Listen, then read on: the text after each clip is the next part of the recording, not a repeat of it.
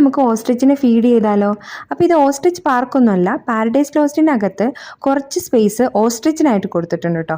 ഒരു 5-6 ഓസ്ട്രിച്ച് ഉണ്ട് അതിനകത്ത്. അപ്പോൾ അവിടെ വന്നിട്ട് നമ്മൾ ഫീഡ് ചെയ്യണതാണ് കേട്ടോ. ഇനിയും ഒരു സ്ട്രേഞ്ചർ ആയിട്ടുള്ള ചേച്ചിയും കൂടെ ഫീഡ് ചെയ്യണം കേട്ടോ. അവിടെ നിന്ന് എൻജോയ് ചെയ്യണമെങ്കിൽ എൻജോയ് ചെയ്യട്ടെ എന്ന് ഞാനും വിചാരിച്ചു കേട്ടോ. പിന്നെ മഞ്ജു ചേച്ചിയും കുഞ്ഞാറ്റയും വൈശുക്കുട്ടനും അളിയനും എല്ലാവരും ഉണ്ട് കേട്ടോ.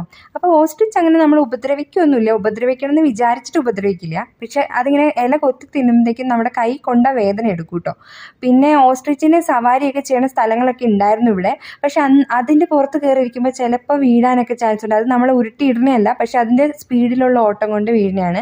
അപ്പോൾ ഇത് ഓസ്ട്രിച്ച് പാർക്ക് അല്ലാത്തതുകൊണ്ട് ഇവിടെ അതൊന്നുമില്ല. പിന്നെ ഓസ്ട്രിച്ചിൻ്റെ മുട്ടയും കാണാൻ പറ്റില്ല. ഓസ്ട്രിച്ചിൻ്റെ മുട്ടയൊക്കെ കാണണമെങ്കിൽ ഓസ്ട്രിച്ച് പാർക്കിൽ തന്നെ പോകണം കേട്ടോ.